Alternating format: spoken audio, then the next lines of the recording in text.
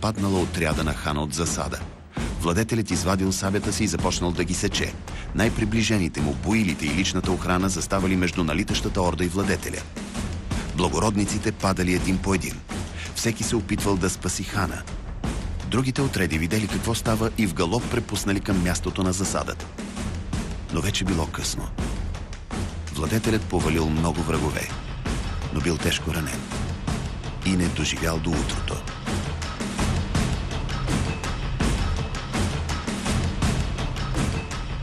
Покрусена, войската отдала последна почит на своя хан и на загиналите войни. Телата им били изгорени, а след това погребани на тайно място с богати дарове.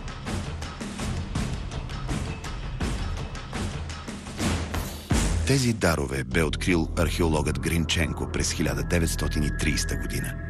Но мен сега ме интересуваше само един предмет – най-ценният. Той се е намирал в музея на старата столица на Украйна – Харков. По време на Втората световна война сградата била взривена при бомбардировка. С риск за живота си, уредничката на музея влязла в развалините, за да го намери и го извадила от пепелта. Предметът е от сребро, но за нея той бил много по-ценен от всичките 1500 златни украшения, с които бил заровен. През 1983 година е трябвало със сила да го изтръгнат от ръцете й, за да го предадат на музея в Запорожие.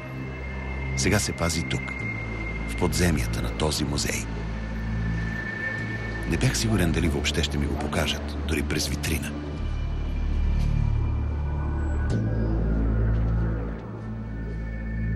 Те просто го извадиха от един сейф и ми го дадоха в ръцете. Възможно ли е това да е орелът на хан Аспарух? Възможно ли е тази сребърна птица да е връстница на българската държава? Нима държах в ръцете си орела, който преди това е бил в ръцете на хан Аспарух? На пръв поглед типичен римски или византийски легионерски орел.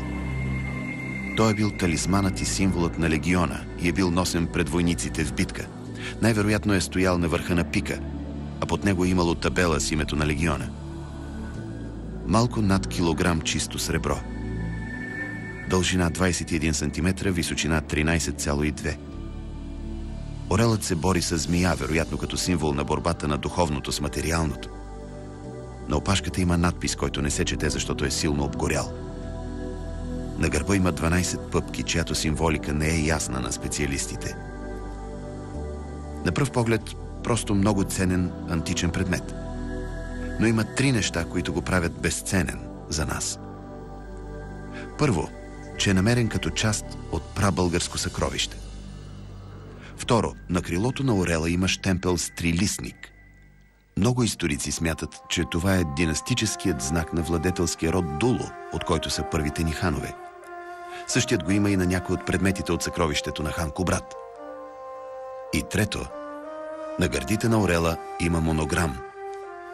Археологът Гринченко, който го е намерил, го е разчел като Петрос, защото е чел както днес четем, отляво надясно.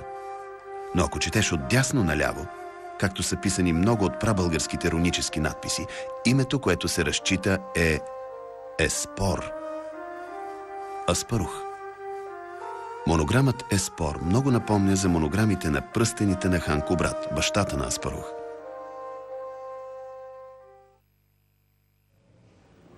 С думи е трудно да се опише какво е усещането да държиш този сребърен орел в ръцете си. Историците, които са го изследвали, свързват този сребърен орел с битката през 680 година между хан Аспарух и византийската армия.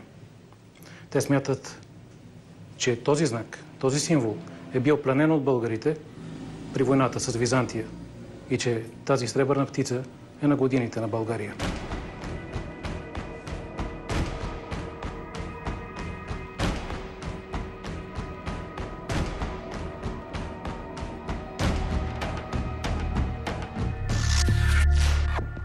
Днес ние сме свикнали да наричаме първият български хан на юг от Дунав Аспарух. Но това не е истинското име на великия хан. Така го наричат гърците.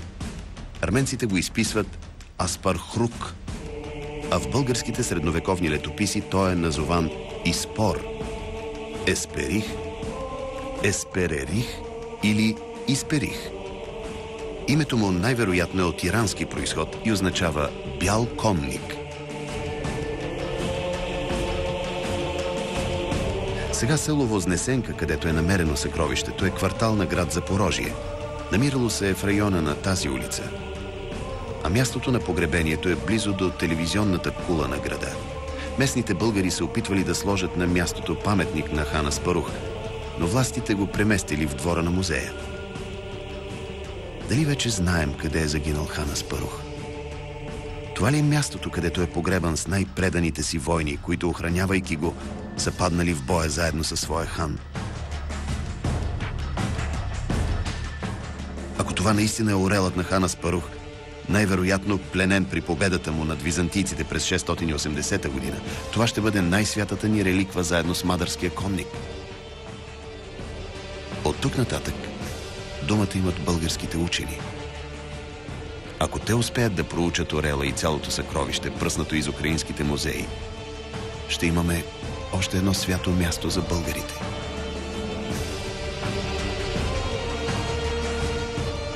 А моят път продължи към следващото свято място. Към първата столица на България и към най-голямото съкровище от времето на великото преселение на народите. Над 70 килограма злато, сребро и скъпоценни камъни, погребани заедно с българския хан.